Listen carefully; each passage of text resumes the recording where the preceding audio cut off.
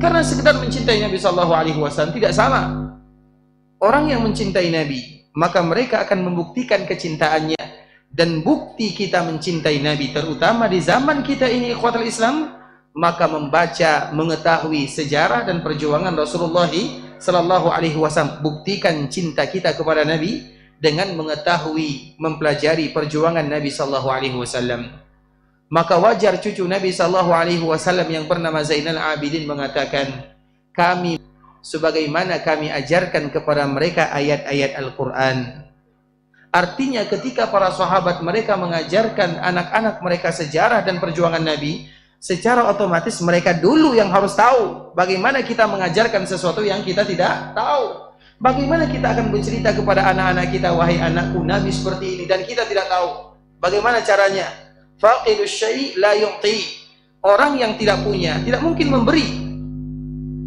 Orang yang tidak punya tidak mungkin memberi. Bagaimana kita akan memberikan ilmu kepada orang lain, terkhusus kepada orang-orang yang kita cintai, anak kita, istri kita, keluarga kita, dan kita tidak punya apa yang akan kita beri. Dan salah satu yang mesti harus kita punya adalah tentang Nabi Shallallahu Alaihi Wasallam, agar nanti kita bisa memberikan manfaat cerita sejarah perjuangan Nabi kepada anak-anak kita dan kepada orang-orang yang kita cintai. Maka itu merupakan kewajiban pertama yang harus diketahui oleh kaum muslimin, dan itulah buktinya kita mencintai Rasulullah Shallallahu Alaihi Wasallam. Maka nanti Bapak Ibu cari sejarah Nabi. Kalau kita tidak bisa membaca sejarah Nabi yang singkat, maka baca sejarah Nabi yang panjang.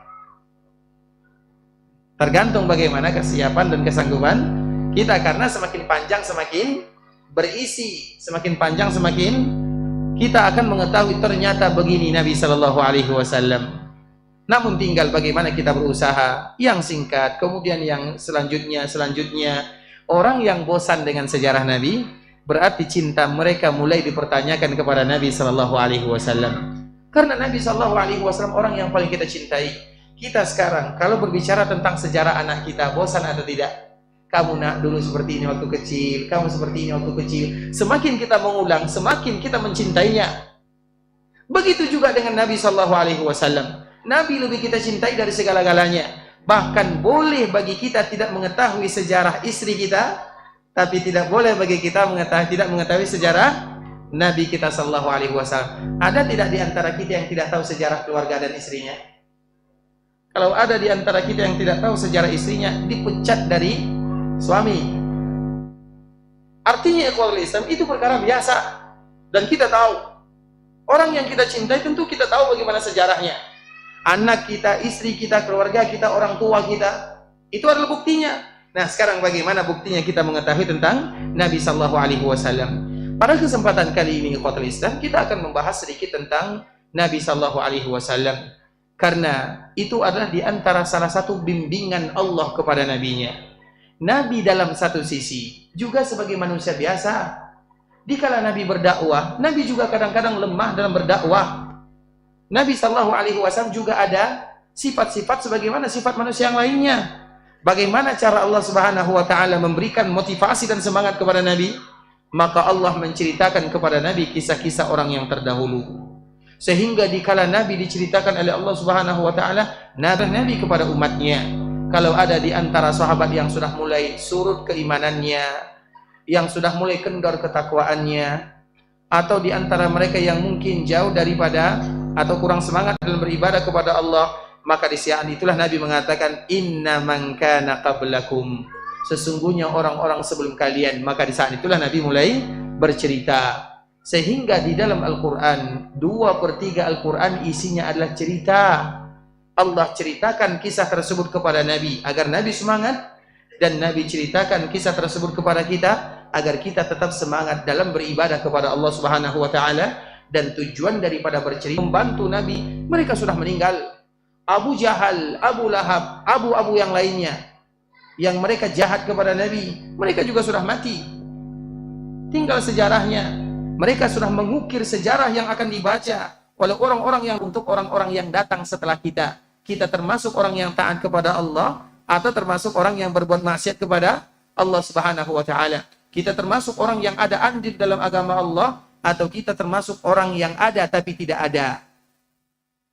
Paling tidak yang mengetahui sejarah kita adalah anak-anak kita dan keluarga kita. Keluarga kecil kita, mereka harus tahu bahwa kita adalah pejuang dalam agama Allah Subhanahu wa taala.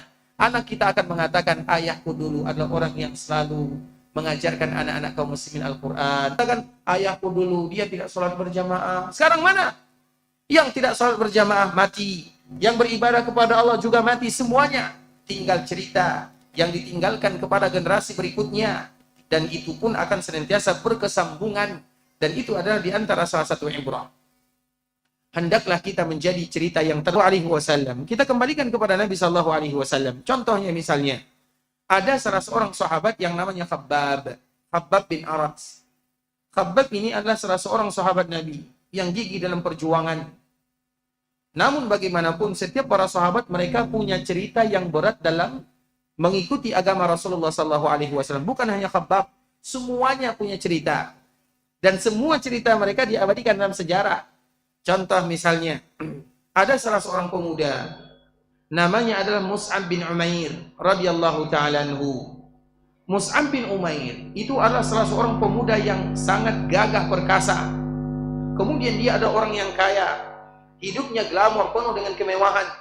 Bahkan ibunya akan memberikan kepadanya semuanya yang terbaik, pakaian yang terbaik, bahkan minyak wangi pun adalah minyak wangi yang terbaik. Disebutkan di dalam sejarah, kalau Mus'ab bin Umair dia lewat, kemudian dia sudah berjalan 100 sampai 200 meter di sana, maka wanginya masih tersisa di sini. Saking wanginya minyak yang dipakainya, dan semuanya rata-rata berasal dari daerah Yaman. Karena dulu di zaman Nabi, itu barang-barang branded itu kalau bahasa kitanya, itu dulu berasal dari daerah-daerah Yaman. Dan Yaman itu bukan Yaman sekarang ya. Yaman itu ada semua daerah yang ada di belakang Taif, maka disebut dengan Yaman. Taif. Kemudian dikala Nabi berdakwah, maka dia pun beriman kepada Nabi sallallahu alaihi wasallam. Dikala dia beriman kepada Nabi, apa yang terjadi? Orang tuanya marah murka. Kalau kamu tidak mau meninggalkan Nabi dan agamanya, aku akan ambil semua yang aku punya. Mus'ab itu tidak bekerja, seorang pemuda, belum selesai 30 tahun umurnya. Kemudian dia mengatakan, silakan wahai ibunda. Maka ibunya mengambil semuanya, pakaian yang tadi mewah, sandal yang mewah, meninggalkan agama. Dia rela melakukan yang demikian demi agama Allah Subhanahu wa taala. Dia ingin punya andil. Kemudian dia belajar kepada Nabi, jadilah dia seorang. Kemudian dikala dakwah tersebar, maka utusan pertama Nabi sallallahu alaihi wasallam, duta pertama Nabi ke kota Madinah adalah Mus'ab. Dan alasan Mus'ab itulah kenapa banyak penduduk Madinah yang masuk ke dalam agama Islam. Karena dia yang membacakan Al-Quran, dia disebut dengan Muqri'ul Madinah. Orang yang membacakan Al-Quran kepada penduduk Madinah. Sebelum Nabi datang ke kota Madinah dengan kedatangan baginda Nabi sallallahu alaihi wasallam. Begitu juga dengan sahabat yang lainnya, Khabbab. Jangan kita kira Khabbab itu hidupnya mewah. Khabbab itu hanya seorang tukang pandai besi. Dikala cahaya iman datang kepada dirinya, maka di saat itulah dia meninggalkan segala-galanya. Kemudian, maka dia dianiaya, disiksa dengan penyiksaan yang sangat luar biasa. Terlepas daripada itu semua, maka dia datang kepada Nabi. Kemudian dia mengatakan, karena Nabi SAW pada waktu itu sedang berada di Ka'bah Al-Musharrafah. Dan memang biasanya Nabi SAW menghabiskan waktunya di sana. Di dalam riwayat yang dibawakan oleh Imam Bukhari, syakauna ila Rasulillah sallallahu alaihi wasallam wa huwa mutawassidun burdahu lahu fi dhillil Ka'bah. Kami pernah datang mengadu kepada Nabi sallallahu alaihi wasallam, dan Nabi sallallahu alaihi wasallam sedang bertelekan di imamah atau di pakaian yang dibentangkan oleh Nabi sallallahu alaihi wasallam dalam bayangan Ka'bah. Artinya Nabi sallallahu alaihi wasallam berlindung di Ka'bah Al-Musharrafah karena bisa jadi matahari, kemudian ada yang tidak terkena matahari dan sebagainya, maka disitulah Nabi duduk. Kemudian Nabi bertelekan di sana. Biasanya telekan itu ikhwatul Islam, Nabi sallallahu alaihi wasallam dan juga orang lain seperti ini, itu telekan, namanya telekan. Makanya itu adalah telekan yang terbaik. Sedangkan biasanya kita bertelekan yaitu meletakkan tangan ke belakang, juga tidak menjadi masalah. Tapi jangan diletakkan di belakang tangan kiri tanpa tangan kanan, karena itu adalah telekannya orang-orang Yahudi. Berarti seperti ini, boleh atau tidak? Boleh atau tidak? Itu adalah telekannya orang-orang yang dimurkai oleh Allah Subhanahu wa taala. Kemudian ketika mereka melihat Nabi sallallahu alaihi wasallam berada di sana, faqulna ala tastansir lana, ala tad'u lana, ya Rasulullah, tidakkah engkau berdoa kepada Allah agar kita diberikan kemenangan, agar kita tidak lagi ditindas, agar kita tidak lagi terzalimi. Kemudian dikala sahabat ini mengatakan yang demikian, bertanya kepada Nabi, ya Rasulullah, lihat bagaimana keadaan kami, sulit kami menghadapinya, tidak mudah bagi kami untuk melewati hari-hari yang sangat sulit, hari-hari kami dianiaya, diazab, dicaci, dihina. Apa kata Nabi sallallahu alaihi wasallam? Inna man kana qablakum. Nabi tidak langsung berdoa kepada Allah Subhanahu wa taala. Nabi memberikan tarbiyah. Di antara tarbiyah Nabi adalah selalu memberikan cerita orang-orang terdahulu. Maka di saat itulah Nabi sallallahu alaihi wasallam mengatakan, qad kana man qablakum yu'khadhur rajul. Adapun orang-orang sebelum kalian, ada di antara mereka yang dicuri, fayuhfaru lahu fil ardi fayuj'alu fiha fayuja'u bil minsyar. Ada di antara kalian atau di antara orang-orang sebelum kalian, dulu ketika mereka beriman kepada Allah, sama dengan kalian, dikala mereka mengatakan Rabbku adalah Allah, maka mereka pun diambil, dipaksa, dicuri, kemudian ditanam separuh badannya di bumi, kemudian diletakkan gergaji, fayudha'u ala ra'sih, didatangkan gergaji diletakkan di atas kepalanya, fayuj'alu nisfain, maka dia pun pada akhirnya dibelah dua. Dan yang demikian tidak membuat mereka berpaling dan lemah dalam agama. Kemudian Nabi kembali mengatakan, wa yumshatu bi amsyatil hadid ma duna lahmihi wa 'azamih.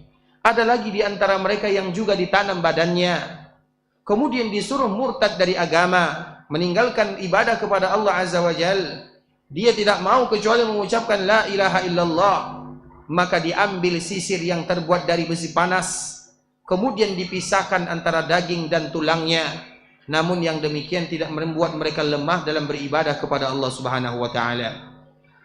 Fama yasudduhu dzalika an dini. Dan yang demikian membuat mereka semakin tegar dalam agama Allah Subhanahu wa taala. Mendengarkan cerita-cerita seperti ini, ada orang yang dibelah dua secara hidup-hidup. Kalau seandainya kita perhatikan bagaimana keimanan orang-orang terdahulu, itu sangat luar biasa, ikhwatul Islam.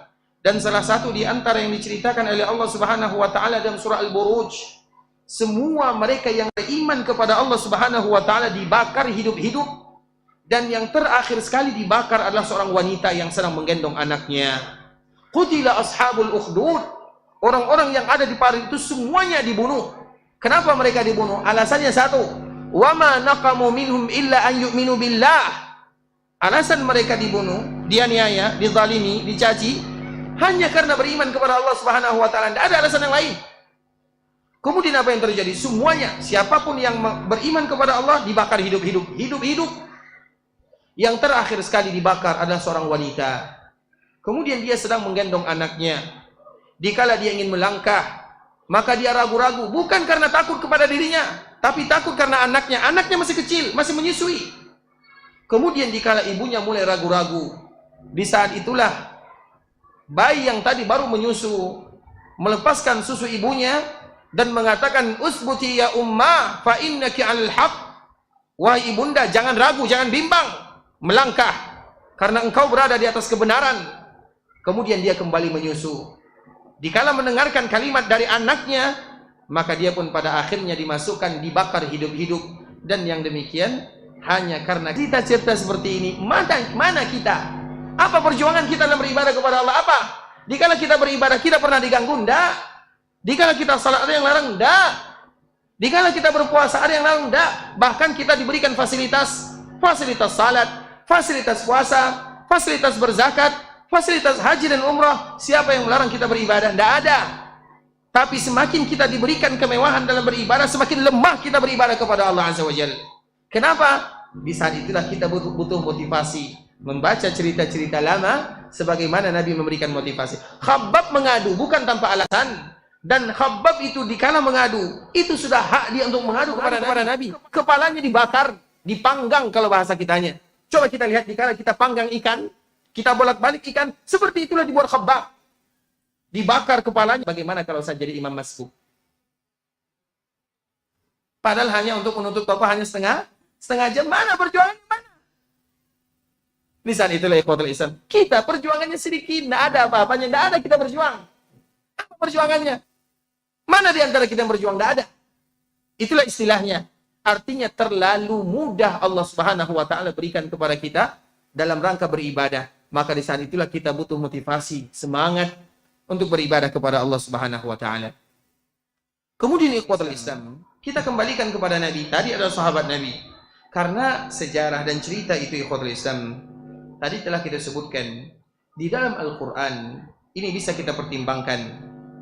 Di dalam Al-Quran yang diceritakan itu adalah cerita tentang manusia, bukan cerita tentang dunia. Kenapa cerita tentang manusia? Karena manusia, kalau berbicara tentang dunia orang-orang sebelum kita akan dibuat tertawa.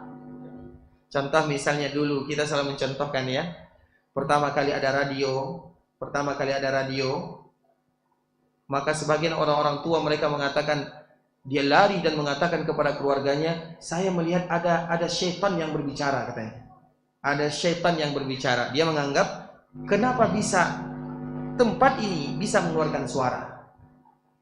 Makanya dulu pertama kali misalnya, pertama kali ada alat-alat komunikasi handphone misalnya. Bagaimana keadaan kita pertama kali ada handphone? Kita semuanya takjub. Kenapa bisa berbicara dari sini ke sana? Kenapa? Nah, orang-orang yang datang setelah kita juga akan menganggap kita akan aneh. Dan kita tidak tahu nanti bagaimana dunia berikutnya. Dan orang-orang menganggap kita itu kolot aneh. Padahal kita sudah menganggap bahwa dunia kita ini adalah dunia yang tercanggih. Tapi kita tidak tahu, bisa jadi 100 tahun yang akan datang, mereka mengatakan ada orang yang hidup tahun 2000-an, seperti ini. Tinggal cerita. Itu kalau dunia akan berubah. Sedangkan manusia tidak akan pernah berubah. Maka itulah gunanya belajar sejarah dan mengetahuinya. Karena itu akan selalu berulang dan terjadi kembali. Salah satunya ikhwatul Islam adalah kisah yang dialami oleh Fir'aun dan Musa alaihissalam. Yang melakukan kebaikan adalah Nabi Musa. Yang melakukan kerusakan adalah Fir'aun dan bala tentaranya. Kemudian dia membalikan fakta. Ketika Nabi Musa berdakwah, apa kata Fir'aun?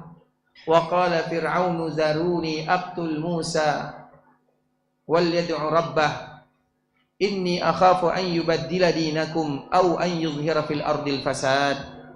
Wahai kaumku, biarkan aku menganiaya Musa, membunuh Musa. Kenapa? Karena aku takut dia akan memecah belah kalian. Aku takut dia akan merubah agama kalian. Dan aku takut dia akan melakukan kerusakan. Bahasa itu pula lah yang dipakai oleh orang-orang Quraisy ketika mereka tidak menerima dakwah Nabi. Muhammad datang memecah belah kita. Muhammad datang membuat kegaduhan dalam kabilah kita. Dikatakan kalimat-kalimat yang lainnya. Kemudian, apa yang terjadi ikhwatul Islam? Di zaman Nabi Musa, ada juga yang beriman kepada Allah Azza wa Jalla. Dan dia mengatakan setelah mereka semuanya sepakat untuk membunuh Nabi Musa, qala ataqtuluna rajulan an yaqula rabbi Allah. Wahai kalian, dia tidak menyebutkan keimanannya, dia menyembunyikan. Dia mengatakan, wahai kalian, apakah kalian akan membunuh seseorang yang salahnya cuma satu? Salahnya dia mengatakan Rabbku adalah Allah, tidak ada salah yang lain. Dia hanya beribadah kepada Allah. Apakah dengan alasan dia beribadah kepada Allah kalian akan mengganggunya, menghinanya, bahkan membunuhnya? Itu kata orang yang tadi beriman kepada Musa tapi dia menutup keimanannya, dia sembunyikan keimanannya. Nah, kalimat ini kalimat yang sama diucapkan oleh Abu Bakar As-Siddiq ketika membela Nabi Shallallahu Alaihi Wasallam. Sama persis, kisahnya sama. Padahal tahunnya jaraknya jauh sekali. Berapa jarak antara Nabi Musa dengan Nabi Muhammad? Berapa jaraknya? Ada yang tahu? Saya juga tidak tahu. Berarti kita sama-sama tidak tahu. Terlepas daripada jarak, tapi kisahnya, yang penting kisahnya. Ketika Nabi SAW berada di Ka'bah Al-Musharrafah, Nabi SAW bayangkan, Nabi beribadah. Apa yang dilakukan oleh Nabi jika berada di Ka'bah? Salat, tidak ada yang lain. Kemudian Nabi beribadah di sana, tiba-tiba datang Abu Jahal. Datang Ibn Abi Mu'id. Datang dedengkot yang lainnya, Umayyah. Datang yang lainnya. Yang satu menendang Nabi SAW, yang satu memukul Nabi, yang satu mencekik Nabi, dan Nabi disandarkan ke Ka'bah Al-Musyarrafah, dikeroyok kalau bahasa kitanya. Siapa yang membela Nabi SAW? Karena kalau ada yang berani membela Nabi, maka dia akan dianiaya. Kemarahan orang-orang Quraisy itu akan berpindah kepadanya. Kemudian belum ada yang kuat, karena rata-rata mereka yang pengikut para nabi itu adalah orang-orang lemah dan orang-orang miskin. Pengikut para nabi rata-rata adalah orang-orang yang lemah, orang-orang miskin. Kenapa? Karena mereka tidak punya kepentingan.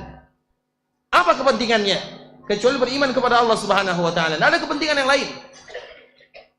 Kemudian datanglah Abu Bakar As-Siddiq, satu-satunya yang berani membela Nabi pada waktu itu, karena bisa jadi sahabat belum banyak beriman. Kemudian datang Abu Bakar berlari dari jarak jauh, berlari dan mengatakan, ataqtuluna rajulan an yaqula rabbi Allah, ataqtuluna rajulan an yaqula rabbi Allah. Apakah kalian akan membunuh laki-laki yang mengatakan Rabbku adalah Allah? Maksudnya Nabi. Apakah kalian akan membunuh seorang laki-laki yang mengatakan Rabbku adalah Allah?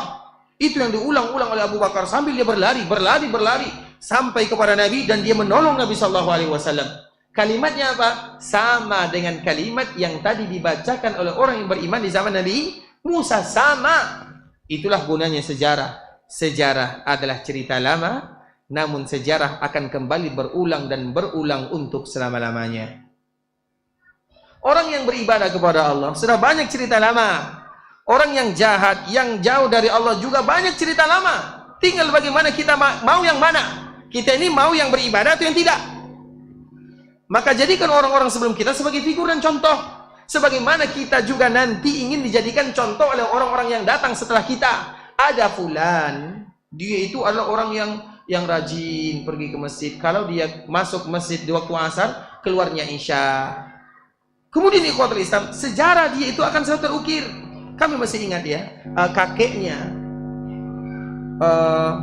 Syekh Abdul Razak. Kita tahu Syekh Abdul Razak, hafizahullah ta'ala. Rata-rata kita tahu. Ayahnya Syekh Abdul Muhsin. Nah, kakeknya seperti itulah keadaannya. Kalau sudah masuk masjid asar, jangan cari, jangan tanya, jangan ganggu. Keluarnya baru isya.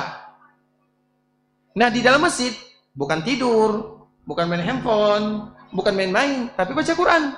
Beribadah akan termotivasi. Seorang anak akan bangga ketika memiliki keluarga yang taat beribadah kepada Allah Subhanahu wa taala. Sebagaimana kita juga bangga bercerita tentang ayah kita. Ayah dulu adalah orang yang tidak pernah kecuali akan selalu sholat malam. Jam 3 sudah bangun. Bukankah itu cerita kakek kita, nenek kita semuanya?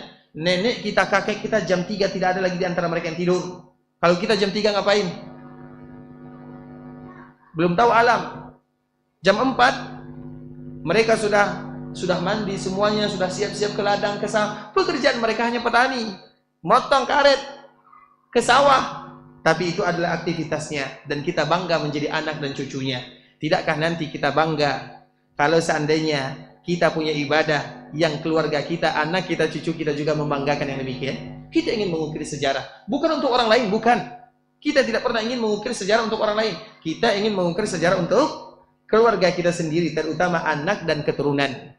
Kemudian ikhwatul Islam, Abu Bakar, kita kembalikan kepada sahabat Abu Bakar As-Siddiq radhiyallahu ta'ala anhu. Abu Bakar itu lari dari jauh. Ataqtuluna rajulan an yaqula rabbi Allah. Apakah nanti kalian akan membunuh laki-laki yang mengatakan Rabbku adalah Allah? Maka dia masuk ke kerumanan dan dia melerai Nabi sallallahu alaihi wasallam, dibantu Nabi sallallahu alaihi wasallam, dihalangi Nabi. Maka tentunya kemarahan orang-orang Quraisy berpindah dari Nabi kepada Abu Bakar As-Siddiq. Dikala tadi mereka memukul Nabi, mencekik Nabi, sekarang yang dipukul adalah Abu Bakar As-Siddiq. Ada yang memukul dengan tangannya, ada yang memukul dengan sendalnya. Dan sendal orang-orang terdahulu itu biasanya di bawahnya terbuat dari kayu. Bagaimana rasanya kalau sandal di bawahnya dari kayu? Sakit atau tidak? Kalau ingin tahu silahkan coba sendiri. Agar kita tahu bagaimana perjuangan Abu Bakar dalam membela Rasulullah sallallahu alaihi wasallam, sehingga pada akhirnya Nabi sallallahu alaihi wasallam dilarikan ke rumahnya. Abu Bakar As-Siddiq terdiam di sana, menerima balasan atau menerima kemarahan orang-orang Quraisy karena dia membela Nabi sallallahu alaihi wasallam. Kemudian pada akhirnya dia pingsan. Bahkan ada yang mengatakan Tidak diketahui lagi mana hidung, mana muka, mana mata. Semuanya habis. Dan itu bukan perjuangan yang mudah. Makanya Ali bin Abi Thalib radhiyallahu ta'ala anhu pernah ditanya, wahai sahabat Nabi, siapakah manusia yang paling kuat? Khaybar itu adalah sebuah tempat miliknya orang-orang Yahudi. Dan sifat orang-orang Yahudi itu biasanya bentengnya kuat-kuat. Karena mereka takut. Kemudian di antara salah satu kekuatan yang dimiliki oleh Ali bin Abi Thalib, dia bisa mengangkat pintu benteng sendirian. Orang yang lain kita diangkat sendirian. Pintu yang ada di rumah kita pun kita sulit mengangkatnya. Ini pintu benteng. Makanya orang ini bertanya kepada Ali, siapa yang paling kuat? Apa jawaban Ali? Orang ini ingin mengatakan kalau yang paling kuat itu adalah Ali. Tapi Ali mengatakan yang paling kuat itu adalah Abu Bakar As-Siddiq radhiyallahu ta'ala anhu. Kemudian dia pun menceritakan kenapa Abu Bakar yang paling. Ali pada waktu itu masih kecil. Ali masih kecil. Kemudian satu-satunya yang datang adalah Abu Bakar As-Siddiq radhiyallahu ta'ala anhu. Artinya orang yang kuat dalam agama adalah mereka yang selalu menghabiskan hidup dan umurnya untuk mendatangkan keridhaan Allah Subhanahu wa taala. Bukan orang yang kuat dalam agama, mereka yang menghabiskan hidupnya dalam hal-hal yang tidak ada manfaat dan gunanya, atau hal-hal yang bisa mengundang dosa dalam kehidupannya. Sehingga dari situlah kita selalu mengingatkan hadis Nabi sallallahu alaihi wasallam, "Man kanatid dunya hammah," siapapun di antara kalian yang tujuannya adalah dunia, farraqallahu amrah, maka Allah tidak akan pernah menyelesaikan masalah hidupnya. Masalah dan masalah akan selalu muncul. Wa ja'ala faqrahu baina 'ainai, dan dia akan fakir untuk selama-lamanya. Kalau masalah tidak berkunjung selesai, maka dia tidak akan merasa cukup. Kalau tidak merasa cukup, maka dia adalah orang siapa yang akhirat adalah tujuannya. Jama'allahu amrah, Allah akan menyelesaikan masalah yang mereka hadapi. Wa ja'ala ghinahu fi qalbi, dan mereka adalah orang yang paling kaya. Kenapa? Karena mereka punya sifat qanaah. Yang diberikan oleh Allah itu adalah rezekinya, sehingga yang paling mereka cari adalah keridhaan Allah Subhanahu wa taala. Dikala dia seorang pedagang, yang dia cari adalah keridhaan Allah. Dikala dia bertani, dia adalah yang dia cari adalah keridhaan Allah. Dikala dia berstatus sebagai seorang karyawan, yang dia cari adalah keridhaan Allah Subhanahu wa taala. Semua yang dia cari adalah keridhaan Allah Subhanahu wa taala. Dan untuk mendapatkan yang demikian, di antara salah satu caranya adalah belajar tentang sejarah baginda Rasulullah sallallahu alaihi wasallam. Dan itu ikhwatul Islam, baru satu yang kita sebutkan, dan masih banyak lagi yang lainnya. Makanya di antara salah satu kewajiban kita mengetahui bagaimana sejarah Nabi sallallahu alaihi wasallam, terutama di kala Nabi berdakwah. Nabi itu ikhwatul Islam pertama kali berdakwah karena Nabi menikah dengan salah seorang wanita yang diberikan kelebihan oleh Allah yang bernama Khadijah. Khadijah itu adalah wanita yang diberikan kelapangan, keluasan, kekuatan oleh Allah Subhanahu wa taala. Dikala Nabi menikah, umurnya 25 tahun. Dan umur Khadijah ada yang menyebutkan 40 tahun, ada lagi yang menyebutkan 28 tahun. Yang menyebutkan 40 tahun. Jadi Nabi menikah dengan Khadijah, Khadijah umurnya 40 tahun. Alasan orang yang menyebutkan umur Khadijah 40 tahun karena perkataan Aisyah. Aisyah itu paling cemburu kepada Khadijah. Bahkan dia tidak berjumpa dengan Khadijah. Iya, mungkin dia dikala Khadijah meninggal dia masih baru lahir. Karena selalu kita ulang ya, kapan Aisyah lahir? Aisyah istri Nabi. Aisyah itu lahir kurang lebih tahun 6 kenabian. Khadijah kapan meninggal? Tahun berapa? Tahun ke 2 kenabian. Berarti setelah Nabi menjadi Nabi 2 tahun, Khadijah sudah meninggal. Betul ya? Sepakat yang lain? 2 tahun Nabi jadi Nabi, Khadijah sudah meninggal. Iya atau tidak? Khadijah.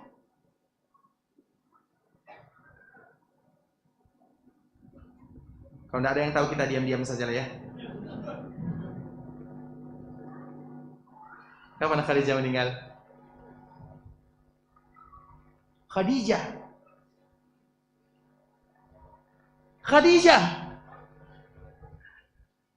istri Nabi. Allah fiikum. Istri Nabi Khadijah kapan meninggal? Tahun berapa? Cari internet. Tahun berapa Khadijah meninggal? Tahun ke 7. Tahun ke berapa? Kita tidak akan melanjutkan sampai kita tahu ini. Saya tidak mau. Terlalu namanya. Terlalu. Khadijah. Karena tahun meninggalnya Khadijah itu disebut dengan Amul Huzun. Hal yang paling dirasakan kesedihan oleh Nabi Sallallahu Alaihi Wasallam. Jadi tahun berapa itu kira-kira? Tahun ke 10 dari hijrah atau kenabian? Kenabian. Artinya dikala Nabi berdakwah 10 tahun, diutus menjadi Nabi 10 tahun, baru Khadijah meninggal. Tahun itu juga Abu Talib meninggal. Maka Nabi sedihnya luar biasa karena dua orang ini punya pengaruh besar dalam dakwah Nabi. Nah, Khadijah menikah dengan Nabi umurnya 40 tahun karena berlandaskan riwayat yang dibawakan oleh Aisyah. Artinya dikala Khadijah meninggal, berapa umur Aisyah? 4 tahun, masih kecil. Artinya belum tahu, apalagi bertemu, belum kenal. Kemudian Nabi menikah dengan Aisyah. Kemudian dikala Nabi menikah dengan Aisyah, Nabi menikah dengan Aisyah di Mekah dan berumah tangga dengan Aisyah di Madinah. Kemudian Aisyah ini paling cemburu kepada Khadijah. Padahal tidak bersua, tidak bertemu, tidak satu zaman. Kira-kira kalau seandainya demikian, bagaimana kalau satu zaman? Satu zaman. Nah, apa kata Aisyah? Saking cemburunya, ya Rasulullah, apakah tidak ada wanita lain di dunia selain Khadijah? Saking cemburunya kepada Khadijah. Engkau, coba perhatikan bahasanya. Engkau telah digantikan oleh Allah. Giginya sudah ompong. Itu bahasa, kira-kira itulah bahasanya. Itu kita terjemahkan ya. Artinya giginya sudah, apa bahasa kita itu? Giginya sudah rontok, kulitnya sudah keriput, orangnya sudah tua. Dan engkau sudah digantikan dengan baik. Digantikan oleh Allah dibandingkan dengan Khadijah. Nah, dari sini para 40 tahun, karena dikala Khadijah meninggal atau sebelum meninggal, mungkin dulu Aisyah pernah melihat Khadijah, giginya sudah rontok, tidak ada. Kemudian nenek-nenek, karena memang Khadijah, Aisyah baru kecil, dan itu adalah bentuk kecemburuannya. Maka dari sini para ulama mengatakan Khadijah menikah dan umurnya 40 tahun. Riwayat lain menyebutkan, dan ini yang paling kami anggap ya, yang menurut kami lebih kuat, tapi itu terserah kita. Khadijah menikah dengan Nabi umurnya 28 tahun. Umur 28 tahun. Kenapa demikian? Karena dari pernikahan Nabi dengan Khadijah, mereka dikaruniai berapa anak? Berapa orang anak? 6. Kalau seandainya Nabi menikah dengan Khadijah umurnya 40 tahun, kira-kira ini mohon maaf ya, wanita berumur 40 tahun, kemungkinan hamil masih ada atau tidak? 40 tahun? Masih. Kira-kira kalau 45 tahun? 45 tahun. Kalau 50 tahun? Artinya biasanya tidak mungkin lagi. Nah, anak Nabi itu ada 6 orang. Anggaplah antara satu anak dengan anak berikutnya jaraknya 1,5 tahun atau 2 tahun. Berarti berapa kira-kira kapan terakhir melahirkan?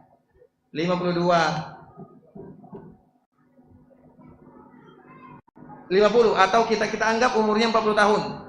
Kemudian mendapatkan anak 6 orang, berarti 52 tahun. Dari situlah para ulama mengatakan Nabi menikah dengan Khadijah dan Khadijah umurnya masih 28 tahun. Kita tidak memaksakan pendapat ini, silahkan. Yang mengatakan 40 silahkan, yang mengatakan 28 silahkan. Tapi yang ingin kita ambil pelajaran darinya, ketika Nabi berdakwah, Nabi itu orang kaya atau orang miskin? Kenapa Nabi kaya? Karena tanpa kekayaan tidak bisa berdakwah. Baik, pertanyaannya, apa alasan Nabi kaya? Apa buktinya?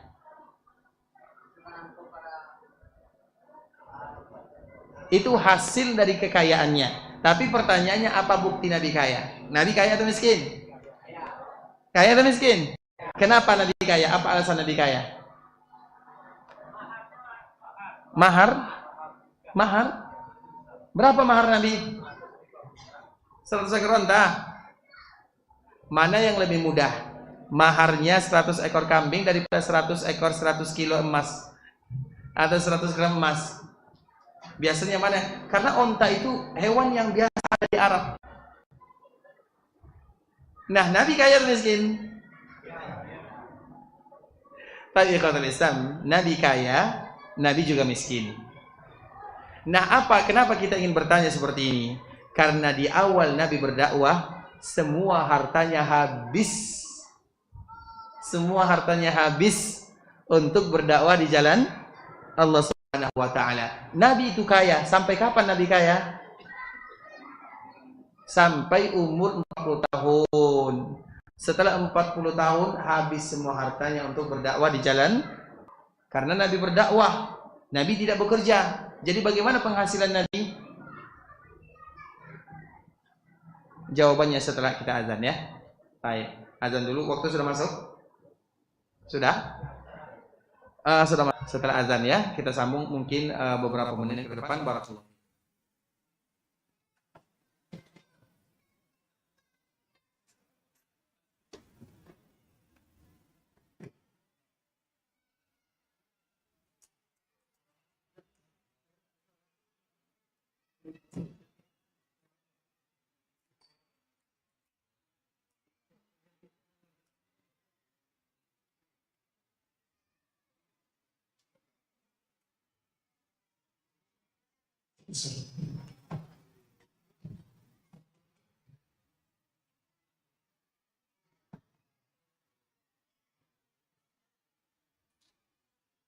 Allahu Akbar, Allahu Akbar, Allahu Akbar, Allahu Akbar. Asyhadu an la ilaha illallah. Asyhadu an la ilaha illallah. أشهد أن محمدا رسول الله. أشهد أن محمدا رسول الله. حي على الصلاة.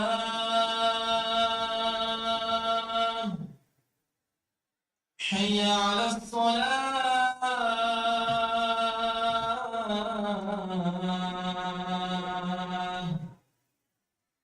حي على الفلاح. حي على الفلاح.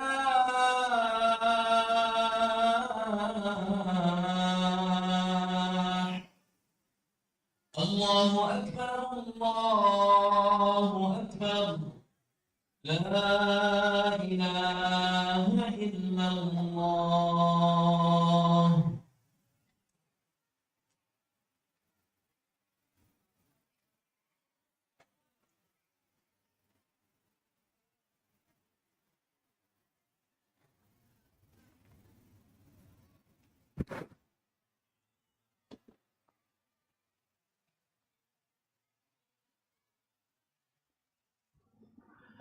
Bismillahirrahmanirrahim.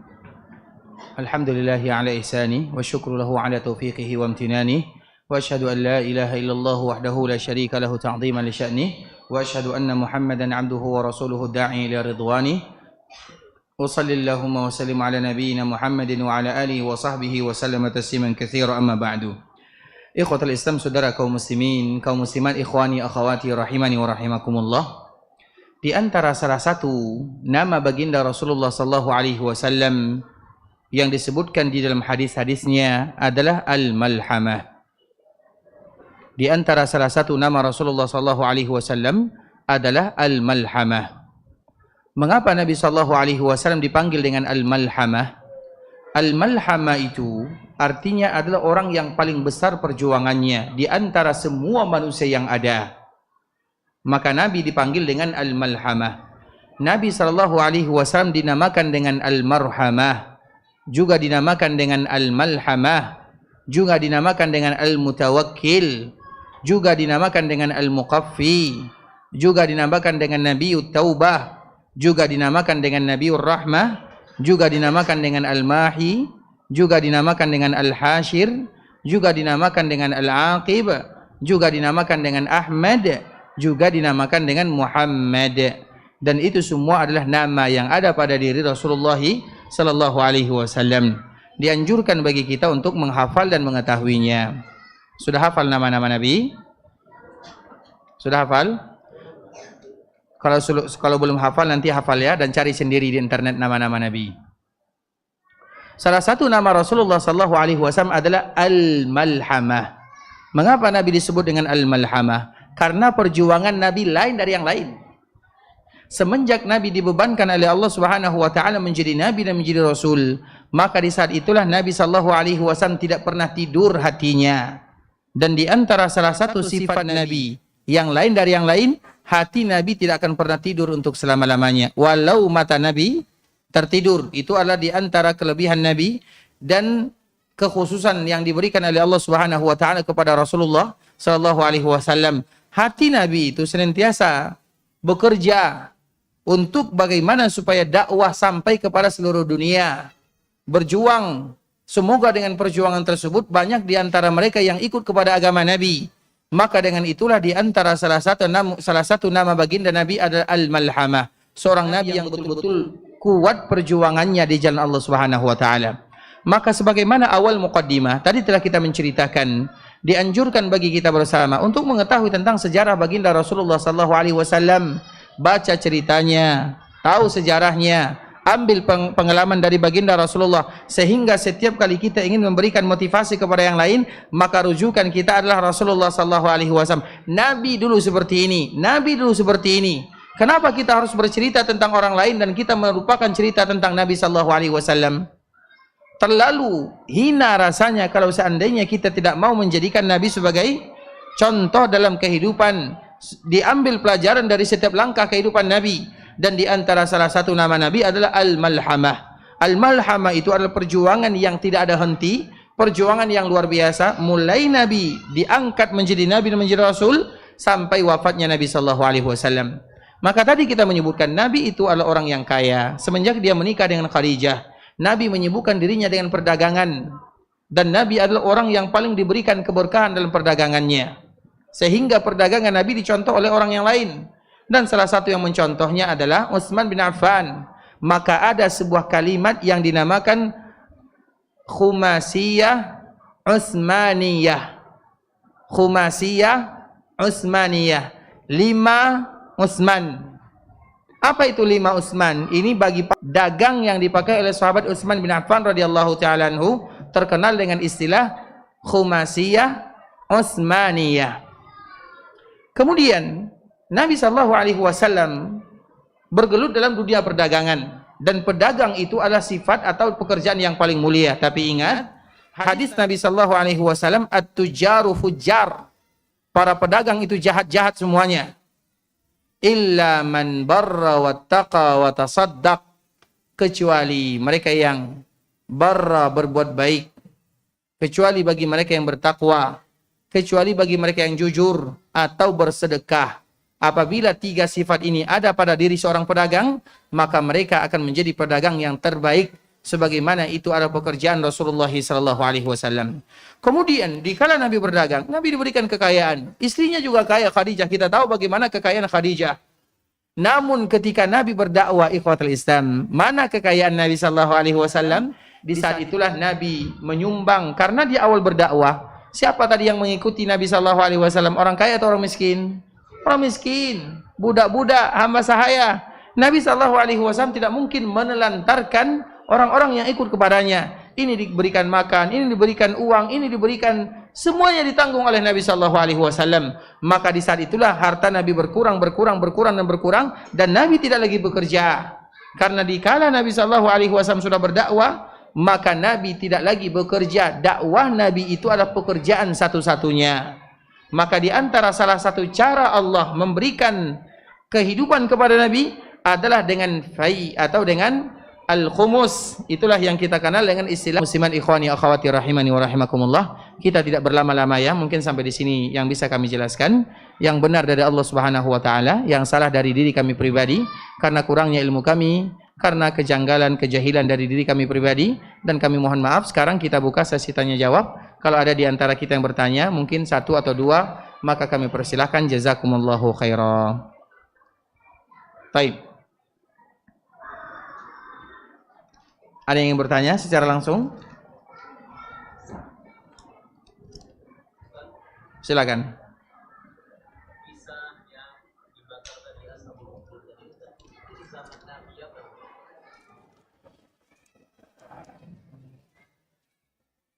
Nanti ada sebuah kitab, judulnya Air Mata Hijrah. Dia kami tengok dulu ya, kurang lebih 300 halaman. Sanggup baca ya? Yang ditulis oleh siapa penulis ini ya? Ariful Bahri namanya nih. Jadi ada sebuah buku kecil namanya Air Mata Hijrah. Itu perjuangan orang-orang yang hijrah di jalan Allah Subhanahu wa taala. Tidak ada yang mudah di dunia. Dan salah satunya kami bawakan kisah ini. Inna man kana qablakum. Nanti bisa insyaallah kita telusuri kisahnya. Karena zaman itu bukan zaman Nabi, tapi zaman orang-orang yang saleh. Bukan zaman seorang Nabi, tapi zaman-zaman, tapi dia diceritakan. Ceritanya mulai dari dia itu adalah seorang yang kalau tidak salah, bisa jadi setelah Raja Namrud, atau setelah zaman Nabi Ibrahim, atau setelahnya, nanti bisa kita lihat dari ceritanya. Barakallahu fikum.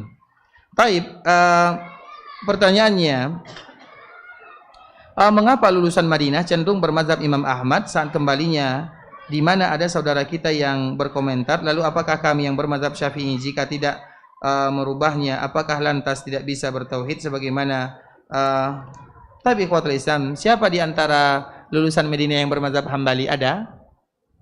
Coba sebutkan salah satu. Ada yang lulusan Madinah bermazhab Hambali? Saya rasa tidak ada ya. Yang bermazhab Hambali siapa? Bahkan kalau kita lihat, karena kita dari mana tahu dia bermazhab Hambali atau tidak? Tentu itu pertanyaan yang logis ya. Dari mana kita tahu? Itu yang pertama. Yang kedua, pernah tidak kita melihat, apalagi ustadz-ustadz yang mungkin diberikan kelebihan oleh Allah ya, yang mereka melanjutkan jenjang pendidikannya sampai S3, maka kita melihat dari tulisan-tulisannya. Apa kalau untuk S3 skripsi atau disertasi namanya? Apa namanya untuk S3? Apapun namanya, yang penting tulisannya. Nah, dari situlah nanti kita akan melihat bagaimana akidah Imam Syafi'i, bagaimana bentuk Syafi'i, banyak sekali seperti itu. Maka untuk menilai seseorang, dari mana kita tahu orang itu bermadhab Hanafi atau Syafi'i atau Maliki? Dari mana? Dari tulisan-tulisannya. Karena perkataan bisa jadi salah, bisa jadi benar. Tapi kalau tulisan itu sudah pasti sesuatu yang tidak lagi bisa berubah-ubah. Makanya sejauh yang kami lihat, tidak ada di antara lulusan Madinah yang mereka bermadhab Hambali. Bahkan kita di sana ikhwatul Islam, perhatikan baik-baik. Kurikulum yang diajarkan di Universitas Islam Madinah, masalah fikih, kitabnya adalah kitab Bidayatul Mujtahid yang dikarang oleh salah seorang yang bernama Ibnu Rushd. Judulnya Bidayatul Mujtahid. Ibnu Rushdi ini mazhabnya apa? Hanafi atau Syafi'i? Apa mazhabnya? Maliki. Mazhabnya Maliki. Maka disebut dengan fiqhul muqaranah. Fikih muqaranah itu artinya fikih yang dimana di dalamnya kita mengambil semua pendapat para ulama. Disebutkan Imam Ahmad ini pendapatnya, Imam Malik ini pendapatnya, Imam Syafi'i ini pendapatnya. Kemudian diambil salah satunya, ditarjih, dikuatkan salah satunya. Siapa yang menulisnya? Ibnu Rushdi. Ibnu Rushdi itu mazhabnya apa? Maliki. Itu kitab yang kita pelajari. Baik. Agar kita tahu ya, karena dari kitab kita akan jelas.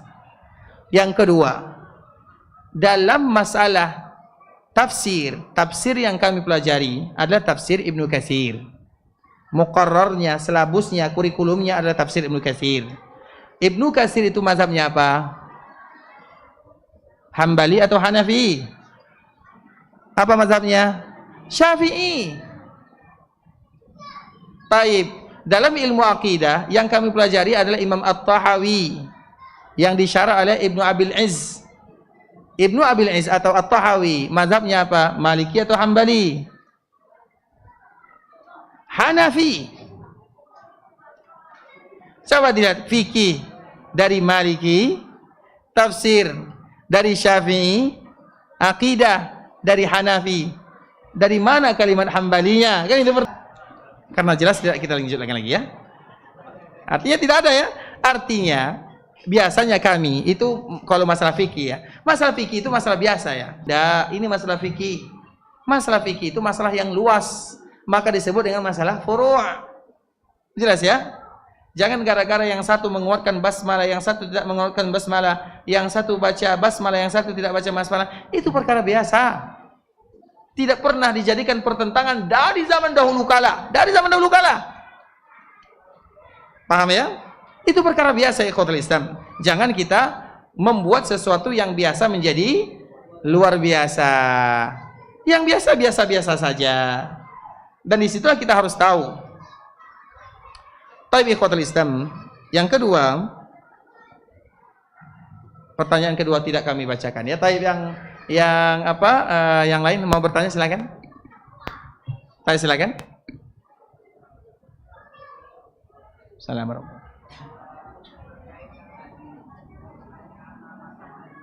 Mazhab Taib.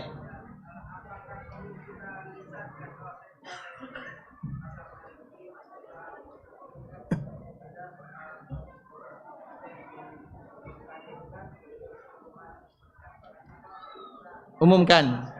Taib. Apakah perlu kita umumkan dikala kita bermazhab Hambali kemudian pindah kepada Syafi'i atau Syafi'i pindah kepada Maliki? Boleh kita umumkan kalau seandainya kita ulama mazhab. Kalau kita orang-orang biasa perlu diumumkan atau tidak? Nggak ngaruh juga kan? Itu artinya. Makanya kita lihat contohnya Imam At-Tahawi yang tadi kita sebutkan. Imam At-Tahawi, ini ceritanya, perhatikan baik-baik. Imam At-Tahawi, dia punya seorang ibu. Ibu dia itu ada saudaranya, namanya Imam Al-Muzani. Imam Al-Muzani itu nama lainnya adalah Syafi'i kecil. Tahu alur ceritanya? Kita ulang lagi. Imam At-Tahawi, dia punya seorang ibu. Ibunya ini, dia punya seorang saudara. Saudara ini namanya Imam Al-Muzani. Al-Muzani, nama lainnya adalah Syafi'i kecil. Artinya dialah yang membawa semua mazhab Imam Syafi'i. Maka dia dinamakan dengan Syafi'i kecil. Namanya Imam Al-Muzani. Imam Al-Muzani punya saudari. Dari saudari ini lahirlah yang namanya Tahawi. Apa hubungan Muzani dengan Tahawi? Keponakan. Biasanya orang kepada keponakannya diajar, dipelajari, atau misalnya ada ulama, mau tidak dia mengajarkan keponakannya? Bukan mau lagi, itu keponakannya sama dengan anak saudarinya. Namun di akhir kehidupan Imam Tahawi ini awal-awalnya mazhabnya adalah Syafi'i. Mazhabnya adalah Syafi'i. Kemudian setelah dia lama-lama setelah dia tumbuh dewasa besar, maka di saat itulah dia berpindah kepada Hanafi. Padahal gurunya adalah apa namanya tadi itu? Omnya ya. Mama itu bahasa kita, bahasa Indonesianya. Paman itu kalau ayahnya, kalau saudara ayahnya. Ini saudara ibunya. Pacu. Coba cari siapa yang pandai bahasa Indonesia di sini. Saudara ibu, apa bahasa Indonesianya? Mama. Paman itu kalau saudara ayah. Jadi apa bedanya? Kalau paman, bagaimana kita membedakan ini saudara ayah, saudara ibu? Bagaimana? Yang satu paman, yang satu paman. Mana yang saudara ayah, mana saudara ibu? Nah, apa bahasa Indonesianya? Saudara ayah apa? Apa tuh bahasa orang Kampa tuh. Ayah kocil apalagi? Nah, enggak ada yang tahu. Pakcik bahasa Melayu tuh. Pakcik itu bukan hanya kepada itu, pakcik kepada semua yang dewasa. Pakcik, makcik. Ya kan? Dari yang lain. Ada yang tahu? Ada yang tahu? Kita ambil aja bahasa Arab ya, khalah atau khal. Nggak ada bahasa Indonesianya kan? Berarti kita ambil bahasa Arabnya khal. khali atau khalatun, khalun, akhwal. Taib, Imam Tahawi kepada khalnya Al-Muzani itu satu sepakat, satu frekuensi, sama-sama bermadzhab Syafi'i. Itu khalnya. Dan dia belajar dari khalnya. Namun karena pada akhirnya dia belajar, dia mungkin membandingkan dan yang semisalnya, dia berpindah kepada Hanafi. Tidak ada masalahnya. Dan dia menyebutkan tidak ada masalah, biasa saja. Begitu juga para ulama, gurunya Hambali, murid-muridnya Syafi'i, biasa. Karena memang antara Imam Maliki, Syafi'i, Hambali itu ibarat kakak beradik antara guru dengan murid. Bukankah Imam Malik salah satu gurunya adalah Imam Syafi'i? Bukankah guru Imam Syafi'i adalah Imam Malik? Bukankah Imam Ahmad adalah muridnya Imam Syafi'i? Bukankah Imam Syafi'i adalah di antara salah satu gurunya adalah Imam Ahmad? Kalau seandainya para ulama mazhab itu mereka antara guru dengan murid, kenapa kita yang di bawah ini harus bergaduh? Ini Maliki, ini Hambali, ini Syafi'i. Silahkan kalau seandainya kita mengambil mazhab, tapi ingat, dianjurkan bagi seseorang untuk tidak keluar dari mazhab yang ada di daerahnya. Berarti mazhab kita apa? Selesai. Jelas? Jadi perlu tidak diumumkan? Diumumkan itu nanti kepada murid-muridnya. Artinya, karena dikala dia belajar, maka nanti akan ketara, kelihatan. Ini kok fatwanya lain? Dari mana fatwa ini lain? Maka dari situlah imamnya saya lebih mengambil, misalnya pendapat yang dipakai oleh imam. Pendapat itu ikhwatul Islam. Pendapat itu apa artinya? Pendapat Imam Syafi'i, mazhab itu artinya pendapat, iya atau tidak? Artinya pendapat Imam Syafi'i, pendapat Imam Malik, dan mereka itu adalah guru semua kaum muslimin. Imam Abu Hanifah adalah guru kita, Imam Malik adalah guru kita, Imam Ahmad adalah guru kita, Imam Syafi'i adalah guru kita. Biasanya lebih bagus satu guru atau banyak guru? Sehingga kita tahu bagaimana para ulama, agar kita tidak meremehkan antara satu dengan yang lainnya. Barakallahu fikum. Tapi ikhwatul Islam, saudara kaum muslimin, ada lagi yang bertanya? Satu lagi? Tidak ada, alhamdulillah. Kita cukupkan dulu sampai di sini. Semoga Allah Subhanahu wa taala memberikan kemudahan kepada kita untuk paham dalam agama Allah Subhanahu wa taala, sehingga di antara salah satu doa yang dianjurkan bagi kita untuk mengucapkannya, Allahumma 'allimni bima yanfa'uni wanfa'ni bima 'allamtani wa zidni ilma. Ya Allah, ajarkan kepadaku sesuatu. Allahumma 'allimni bima yanfa'uni, ajarkan kepadaku sesuatu yang bisa memberikan manfaat, dan berikan kepadaku manfaat dari sesuatu yang aku tahu, dan tambahkan kepadaku ilmu-ilmu yang bermanfaat yang akan senantiasa mendekatkan diri kita kepada Allah Subhanahu wa taala. Subhanakallahumma bihamdika asyhadu an la ilaha illa anta astaghfiruka wa atubu ilaik. Wa sallallahu wa sallim ala nabiyyina wa habibina wa khalilina wa sayyidina Muhammadin wa ala alihi wa sahbihi wa sallam tasliman katsiran. Wassalamualaikum warahmatullahi wabarakatuh.